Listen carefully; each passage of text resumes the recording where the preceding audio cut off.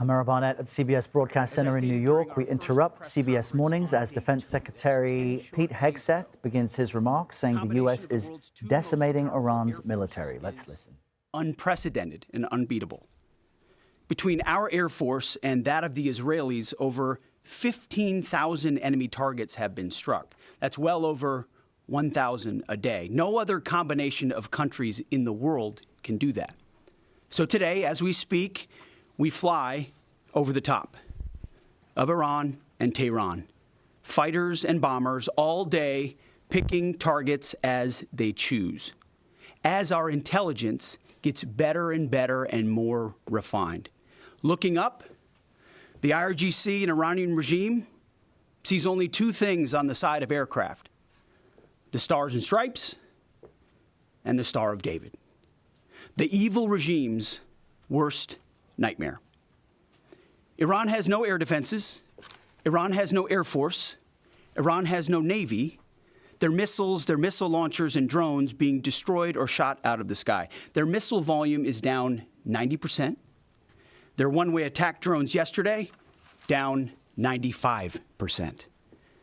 And as the world is seeing, they are exercising sheer desperation in the Straits of Hormuz. Something we're dealing with. We have been dealing with it and don't need to worry about it. We're on plan to defeat, destroy, disable all of their meaningful military capabilities at a pace the world has never seen before. But it's not just that Iran doesn't have a functioning air force, or that their entire navy is at the bottom of the Persian Gulf, or their missile force is shrinking daily. Even more importantly, they also don't have the ability to build more. That's the most important component I'd like to emphasize today. Soon and very soon, all of Iran's defense companies will be destroyed. For example, as of 2 days ago, Iran's entire ballistic missile production capacity, every company that builds every component of those missiles, has been functionally defeated, destroyed. Buildings, complexes, and factory lines all across Iran destroyed. So we're shooting down and destroying what missiles they still have in stock, but more importantly, ensuring that they have no ability to make more. Their production lines, their military plants, their defense innovation centers defeated. Iran's leadership is in no better shape. Desperate and hiding, they've gone underground, cowering. That's what rats do. We know the new so-called not-so-supreme leader is wounded and likely disfigured. He put out a statement yesterday, a weak one, actually, but there was no voice and there was no video. It was a written statement. He called for unity. Apparently killing tens of thousands of protesters is his kind of unity. Iran has plenty of cameras and plenty of voice recorders. Why a written statement? I think you know why. His father, dead. He's scared, he's injured, he's on the run, and he lacks legitimacy. It's a mess for them. Who's in charge? Iran may not even know. With every passing hour, we know, and we know they know, that the military capabilities of their evil regime are crumbling. They can barely communicate, let alone coordinate. They're confused, and we know it. Our response? We will keep pressing. We will keep pushing, keep advancing. No quarter, no mercy for our enemies. Yet some in this crew, in the press, just can't stop. Allow me to make a few suggestions. People look up at the TV and they see banners, they see headlines. I used to be in that business, and I know that everything is written intentionally. For example, a banner or a headline, Mideast war intensifies, splashing on the screen the last couple of days, alongside visuals of civilian or energy targets that Iran has hit, because that's what they do. What should the banner read instead? How about Iran increasingly desperate? Because they are. They know it, and so do you, if it can be admitted. Or more fake news from CNN. Reports that the Trump administration underestimated the Iran war's impact on the Strait of Hormuz. Patently ridiculous, of course. For decades, Iran has threatened shipping in the Strait of Hormuz. This is always what they do, hold the strait hostage. CNN doesn't think we thought of that. It's a fundamentally unserious report. The sooner David Ellison takes over that network, the better. Another example of a fake headline that I saw yesterday, war widening. Here's a real headline for you for an actual patriotic press. How about Iran shrinking, going underground? You see, Iran's leaders are hiding in bunkers and moving into civilian areas. The only thing that is widening is our advantage. Not to mention our Gulf partners stepping up even more, now going on the offense, and have always been with us on the defense with collective and integrated air defenses. Our will, it is unshakable. Our options, maximized, and our capabilities still building. We're going up, they're going down. As I said from the start, President Trump holds the cards. He'll determine the pace, the tempo, and the timing of this conflict. His hand firmly on the wheel, as well as on the throttle setting. America first, peace through strength, in action. From day one, as our nation expects and the president demands, our warriors have fought with lethality, precision, and rapid innovation. In fact, today will be, yet again, the highest volume of strikes that America has put over the skies of Iran and Tehran. The number of sorties and number of bomber pulses, the highest yet, ramping up and only up. And quantity has a quality of its own as we continue to ramp up. Every tool of AI, of cyber, of space, EW, counter-UAS, you name it, we're employing it. Blinding, confusing, and deceiving our enemy. Because we know who the good guys are here. And the American people do too. And that makes my job simple. I serve God, the troops, the country, the Constitution, and the President of the United States, and answer only to those. All in service of victory on the battlefield and the military objectives that we've laid out from day one. Defeat the missiles, missile launchers, and defense industrial base, which I laid out today. Defeat the Navy and deny Iran the ability to have a nuclear weapon. Clear, decisive, achievable. And Admiral Cooper knows, the CENTCOM commander who we spent a couple of hours with last night, that in pursuit of those objectives, we have his back in every way.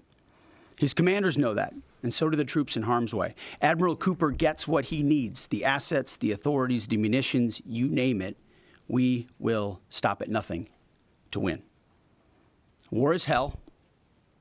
War is chaos.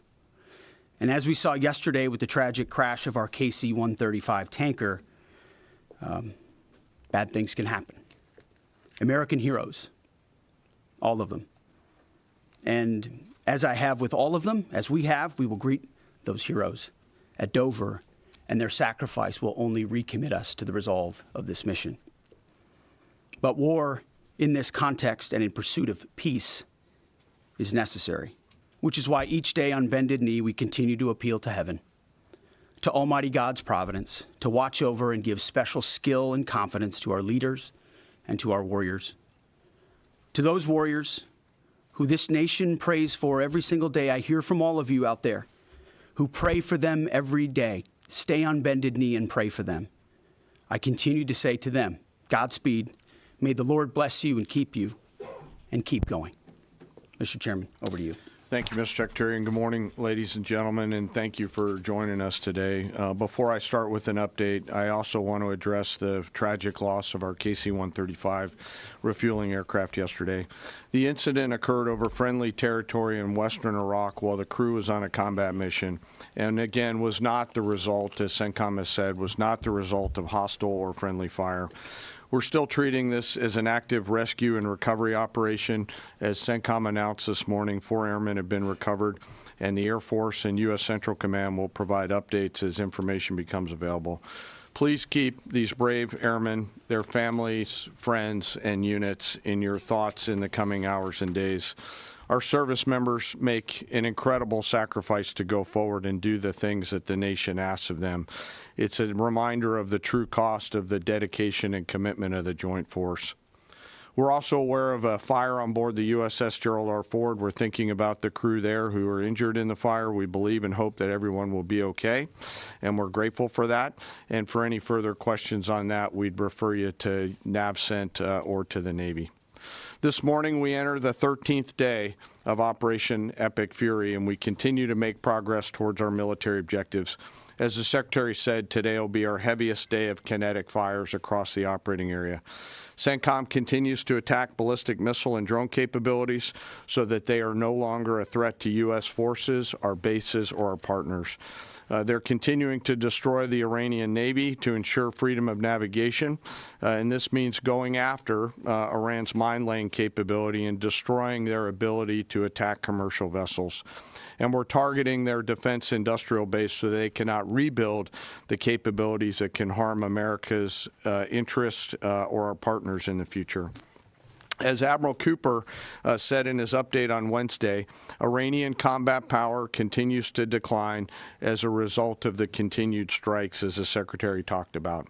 We've attacked over 6,000 targets, and our strike packages continue to launch every hour, and we've maintained an unprecedented number of sorties up overhead of Iran. CENTCOM is now persistently over the enemy, and a result, we've seen a reduction in missile and one-way attack fires, as the Secretary said. In less than 2 weeks, we've rendered the Iranian Navy combat ineffective and continue to attack naval vessels, including all of their Soleimani-class warships, which were armed with anti-ship missiles and anti-aircraft weapons. We've made progress, but Iran still has the capability to harm friendly forces and commercial shipping, and our work on this effort continues. But I want to make something clear. The only thing preventing commercial traffic and flow through the Straits right now, which there is some through the Straits, is Iran. They are the belligerents here holding the Straits closed, although there is some traffic moving through there. We've made it a priority to target Iran's mine-laying enterprise, their mine layers, the naval bases and depots, in addition to the missiles that could influence the Straits. And CENTCOM continues to attack those efforts. And we continue to make progress on the industrial base to include factories, weapons, warehouses that are stored in, and we will continue to do so in the coming days, especially today. Now, as I often do, I want to share a little bit about our incredible joint force.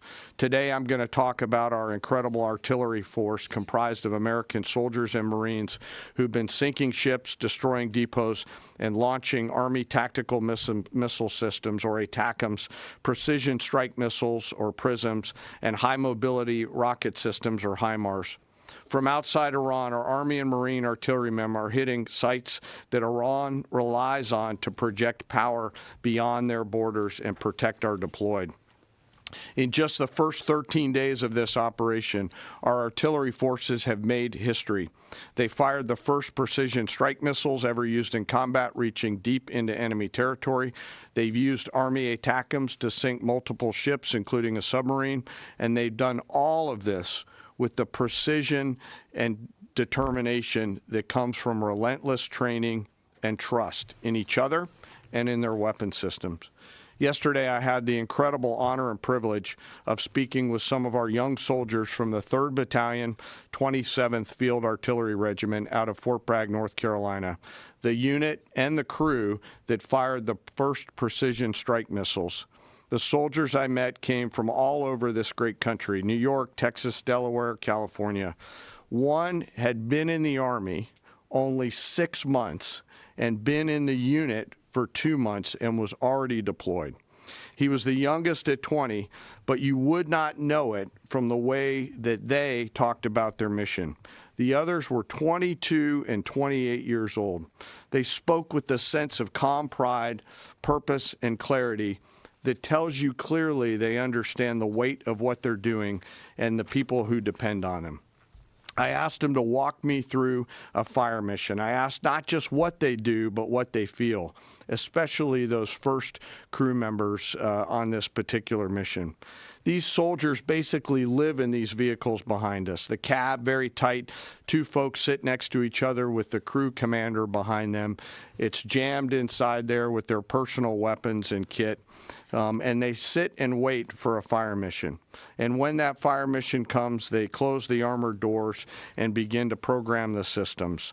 They then throw 3 simple toggle switches, and 10 to 15 feet behind them, a rocket motor ignites, and the round is headed downrange to do the nation's work. I asked these youngsters, these young, awesome Americans, what does that feel like? And one of them just looked at me and said, "It's awesome." No drama, no hesitation, in the middle of the day, in the middle of the night, in the sun, the rain, in the snow, flawless execution. Their Marine counterparts are out there doing the same thing every night. Same work, same pressure, same expectations, same results. And we hand tremendous and enormous responsibility to these young Americans, and they carry it with a level of maturity, grit, professionalism, and tenacity that makes me incredibly proud to be a part of their joint force. Their parents and families would and should be incredibly proud, and their leaders and I trust them to do the deeds that they must do in difficult circumstances every single time. I also want to touch today I want to touch for a moment today on their leadership. These young Americans are led by extraordinary young leaders out at the tactical edge. Yesterday, the battery commander and her NCO were there with this crew on the same video screen. The two of them hardly said a word. They didn't have to. In their eyes, and in particular the commander's eyes, you could see the quiet trust and confidence she had in these soldiers and the rest of their battery. It came through loud and clear, and we appreciate their leadership. When I asked these soldiers yesterday, what is it that you need from the Secretary and I, they looked at each other, paused for a moment, and looked back at me and said, "More rounds, sir." It was awesome. So thank you to those soldiers and Marines out on the firing line supporting our mission, and thank you to their families. Our joint force will continue today to deliver dynamic fires against the enemy from the land, sea, and air. We remain deeply grateful for their service, and for the third time today, I'll mention that today will be our busiest day. This mission remains complex, dangerous, and difficult, and every service member has a family waiting for them to return home. And I want to thank all of the families today who are supporting their deployed forces and those doing the work here in the States. On a personal note today, I also want to thank the Joint Staff and the team that I have the pleasure of working with, some of them right here in this room. They are working 24 hours a day to deliver the options that we must to the Secretary and to the President.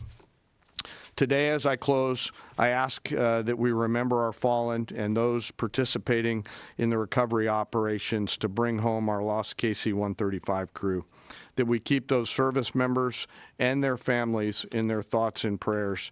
Those are very, very, very tough days when that knock comes on the door for people on both sides of the door.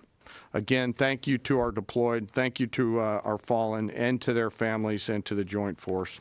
And with that, I'll turn it back to you, sir. Mr. Chairman. Alexandra Ingersoll, One America News. Can you tell us a little bit more about the Strait of Hormuz and when it might be fully operational again? And how do we ensure our objective of denying Iran a nuclear weapon if they continue to align with our adversaries? So I'll take it and chime in, Mr. Chairman, if you'd like it all. I want to emphasize what the chairman said about that. The only thing prohibiting transit in the Straits right now is Iran shooting at shipping. It is open for transit should Iran not do that. Now, there's a reason why we chose, as one of our primary objectives, destroy the Navy. We understood the ability to interdict shipping is something Iran has done for 40 years. It's key terrain. They've used it as leverage. The world is seeing what they'll do to fight back in that context. And so we've heard them talk about taking various measures, and we're planning for all of them. So we have a plan for every option here. We're working with our interagency partners, and that's not a strait we're going to allow to remain contested or with a lack of flow of commercial goods. So we're aware of that. we're laser focused on our military objectives, but also want to make sure our partners across this government understand we're working with you to make sure that energy flows. And that's an important part. And the second question was on the nuclear capability. As we've said from the beginning, their strategy shifted just from defense of their nuclear facilities to a conventional umbrella of so many missiles that no one would challenge their ability to the opportunity to defeat their nuclear capabilities. And it was growing by the day. So with Iran at its weakest moment, going at that ballistic missile capability creates an opportunity to ensure at any point in time that Iran give up their nuclear capabilities, or if need be, you prevent them from doing it, as the president has done once already with Operation Midnight Hammer, obliterating those capabilities. So the conventional side is a huge part at getting at denying nuclear capabilities, if you have anything you want to add. Appreciate the question. I'm not going to comment on what we may or may not be thinking about any options that the Joint Force could be tasked to do in the future, whether it's on the nuke matter or anything else. Thank you. But we have options. The mines that are in the Strait of Hormuz and our ability to, obliterate them? We retain a range of options to solve a whole variety of problems, and that is one set of options that we have, that we hold on to. So, absolutely. Thank you. Thank you, Secretary Hegseth. Mary Margaret with Daily Wire. Thank you both for the update. ABC News has updated its story from yesterday, clarifying that the FBI report on Iran possibly striking California was unverified. I just want to ask you, what impact did that original reporting have on the public, and does Iran even have the ability to conduct such a strike? And then just really quickly on another note, what role did Vice President Vance play in counseling the president on this conflict? Can you speak to some of the media reporting suggesting that there is a division there? That reporting on California obviously had no impact on us. Also, we're used to bad reporting. We're used to ill-informed reporting. And so it doesn't change how we operate, but we engage with it to prove that it's not true, as CENTCOM has done so well. Ultimately, I look at the reports on a daily basis of our interagencies all over it. My partners across government are all over, looking for indications and warnings, keeping the American people safe. There's a lot of things Iran has said it can do for a long time, thankfully, including engaging their proxies and getting them involved in the fight, which they haven't been able to do. So we're watching that very closely. And as far as the vice president, he's an incredible leader of this team as well, alongside the president and the Secretary of State. I can't say enough great stuff about this team, how it works together, how it provides options to the president, and the vice president every single day is a key voice in that, an indispensable voice in that, actually. In the middle there, red tie. Yes. Michael Gordon, Wall Street Journal. Iran is thought to have 440 kilograms of highly enriched uranium in at least 2 locations and several thousand kilograms of lower purity material. Can you conclude this mission successfully without physically taking control of that material, or are you counting on diplomatic negotiations to provide some measure of control leading to its removal? You've mentioned missiles, you've mentioned drones, military industry. You haven't stipulated that taking care of that material is a mission priority. We've said from the beginning, deny Iran nuclear weapons as a core mission. We retain options across the spectrum to ensure that they never do. And President Trump has said that. And that's why this mission actually couldn't have been possible without Midnight Hammer, without what those B-2s did going across and obliterating those facilities. That set the condition for the opportunity to do what we're doing now. So the president's kept his eye focused on nuclear capabilities. And I will say we have a range of options, up to and including Iran deciding that they will give those up, which of course we would welcome. They weren't willing to do in negotiations. I would never tell this group or the world what we're willing to do or how far we're willing to go, but we have options for sure. Right next to him. Me? No, right there. Right here, sir? Right here? I'll take it for Quarter sure. zip right there, yep. No, you, yep. Okay, thank you, sir. Can you please provide some guidance? It's been 13 days in. Can you please provide some guidance, both of you, about the strike on the girls' school? There has been reporting that indicates that preliminary inquiry, even though it's ongoing, has determined that the airstrike was carried out by the United States. Given that there is another competing narrative that this was done intentionally. Can you provide us with some guidance about whether this was the case? Secondly, we are also getting, we had heard yesterday from Energy Secretary Wright that said that the U.S. Navy would not be ready until the end of the month to provide escorts through the Strait of Hormuz. Is that an accurate assessment? And if so, can you tell us why? Thank you. Well, with an issue on your first topic, an issue of such seriousness, we're not going to let reporting lead us or force our hand into indicating what happened in a particular situation, because the truth matters. So I can report that CENTCOM has designated an investigating officer to complete a command investigation. The command investigation will take as long as necessary to address all the matters surrounding this incident. And the investigating officer is from outside CENTCOM and is a general officer. But I will note to this group and to the world, there's only one entity in this conflict between us and Iran that never targets civilians. Literally never targets civilians. I look at the process that's used on dynamic strikes or on boat strikes and others. We have a very high fidelity process in that case. So we don't target. Iran does. We will investigate. We'll get to the truth, and we'll share it when we have it. Absolutely. And what was the second question? About the question? Strait of Hormuz, about the Navy.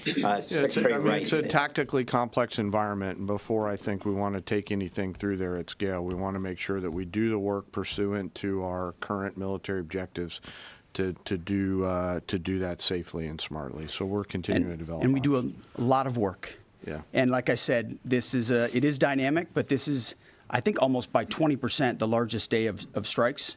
And as I said, our intelligence just gets better and better. That feedback loop feeds itself.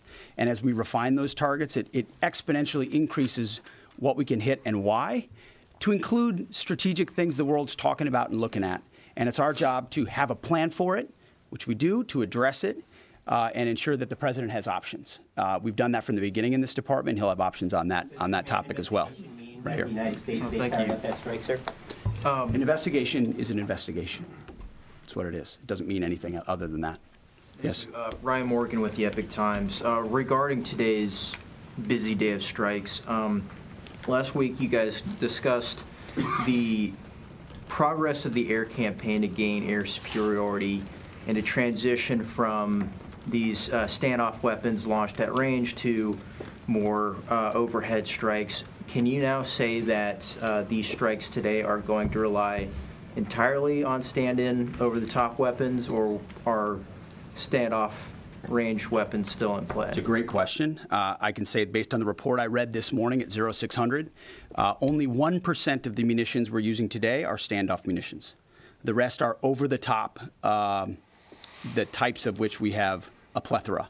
Which was our goal from the beginning. You use standoff, which are more exquisite. You transition to a much larger magazine depth, ensuring that you're preserving all the capabilities you have and your options across the force. Absolutely. Has Iran placed any mines Right since here, the war Lisa. started? Is Iran placing new mines? We've heard them talk about it, just like you've reported recklessly and wildly about it. But we have no clear evidence. We have no clear evidence of that. Thank you, Right sir. here. Mr. Secretary, given everything the U.S. have accomplished in the last 24 hours, as of today, how do you define success in this military option? And has that definition changed from day one?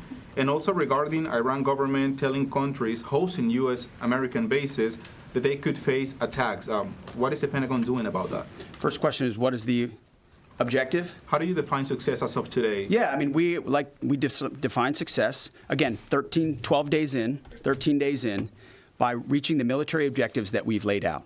Launchers, missile launchers, defense industrial base, their Navy, the ability to project power in the naval sense, leading toward denying them to get a nuclear weapon. And we've got internal metrics that look at that we represent to the president, who then can decide how long he'd like to continue in pursuit of those military objectives. So that hasn't changed. There's a lot of things a lot of people talk about.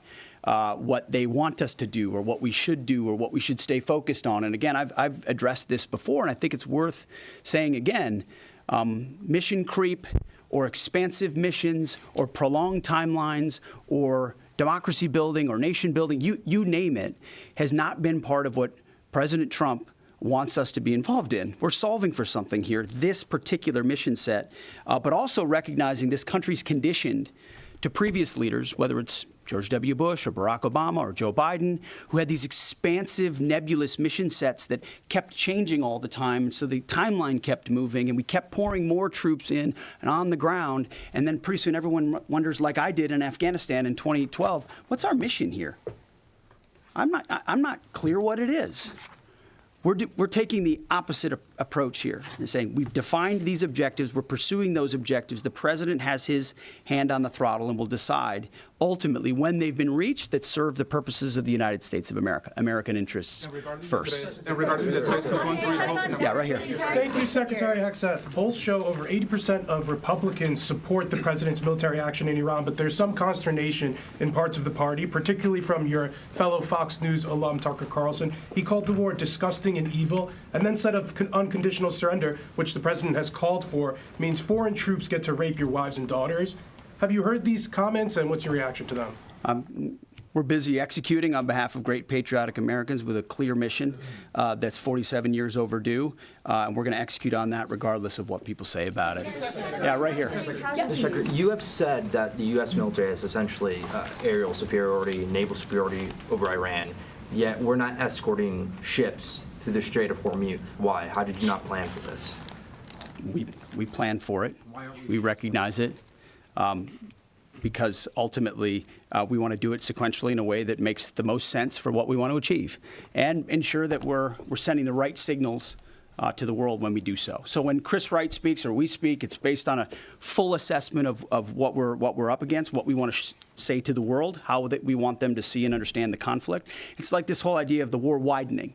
That's what the press wants to make it look like it's widening and chaos is ensuing. No, we're actually closing in on grabbing hold of and controlling what objectives we want to achieve and how we want to achieve them. It's called shaping operations and setting the conditions. But when you shape the environment, you don't always tell. I mean, foolish political leaders and foolish military leaders of the past will hang an exact deadline on it. Or here's exactly when we'll do what we're going to do. Or here's how long it's going to take us. And then if you meet that, maybe you meet it.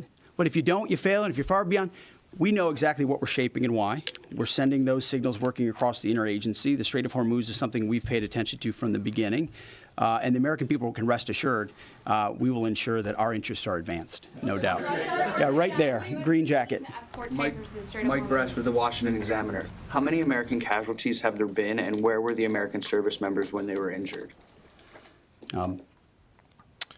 I mean, it's a bunch of return to duty. So we've had the large majority have gone in for some medical treatment and return to duty. We've had in Kuwait, Jordan, down across the southern flank a little bit, a variety of places, most from one-way attack strikes. But I want to clarify that. I think what we've tried to do here is clarify those numbers rather than saying KIA or WIA wounded. Be more clear about that because the overwhelming majority, almost 90%, thank God, are returned to duty. Minor injuries returned to duty, and so that number can look a certain way, and our job is to add some fidelity to it. Absolutely, right here. Yeah. Thank you, Mr. Secretary. David Zia, Real America's Voice. Can you share what types of munitions have been used on the attacks on commercial shipping? Have any hit mines? And are USVs, unmanned surface vehicles, being used? And just a quick follow-up, were there any arrests in Fort Campbell with the drone thefts? I'm not familiar with the Fort Campbell thing. The strikes that Iran has taken on shipping up north in the vicinity of Kuwait have been, I believe, from surface-to-surface missiles up there. We've not seen any USV activity out of Iran that we've seen in the Gulf at this point. Nor have any ships hit mines or anything. Yeah, there's like been that. no. It's still flowing through the. There's been no strikes that we've. One more time, right here. Thank you so much. Heather Mullins, Lindell TV. My first question is, President Trump is set to meet with Xi Jinping in a couple weeks. How much support, if any, has China been given the Iranian regime? And then the second question, just, I know President Trump calling for an unconditional surrender from Iran. Given that the U.S. is working in partnership with Israel on this whole operation, is Iran expected to meet demands of both countries or just the U.S., and what are those demands? Well, we're proud to partner with the incredible capabilities the Israelis have, but our objectives are our objectives. And so when those are met, as we meet those, we'll set the tempo of when those are met. What was the first question? He's meeting with Xi Jinping Oh, in a yeah. couple The president weeks. has What's China's has role in all of a it? historic relationship with President Xi. They look forward to having a dynamic conversation. Two powers. President Trump ultimately has established terms of that relationship which advance the United States of America, and that meeting will continue to ensure we advance that. That's all I've got. Thank you very much. Appreciate it. All right, and that concludes the update from the Pentagon from Defense Secretary Pete Hegseth and the chairman of the Joint Chiefs of Staff, Dan Kane. Specifically, one of the headlines out of this briefing is that both gentlemen said that today is likely to be the busiest day yet as far as the U.S. campaign against Iran, the highest volume of strikes yet. And they also said there is an investigation into the airstrike in which a school was hit last week.